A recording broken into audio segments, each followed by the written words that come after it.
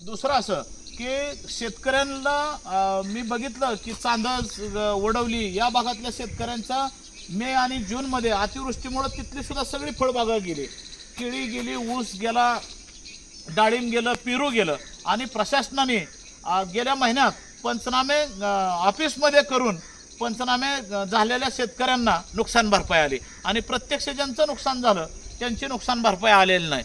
मग असं असताना आम्ही ज्यावेळेस जिल्हाधिकाऱ्यांकडे गेलो त्यावेळेस जिल्हाधिकाऱ्यांनी सांगितलं की त्यावेळेचे GPS चे फोटो पाहिजेत। मला सांगा, आमच्यासारख्या सुशिक्षित माणसाला सुद्धा मोबाईलवरून प्ले स्टोअरवरून ती GPS ॲप ॲड करून घ्यायचं आणि त्याचे फोटो त्यावेळेचे फोटो घ्यायचे हे सहजासहजी शक्य होत नाही।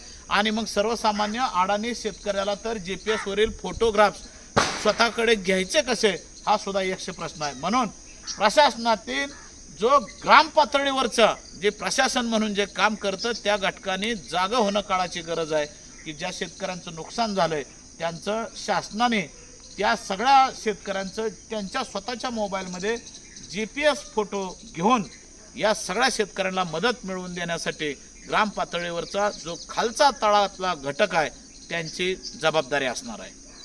धन्यवाद।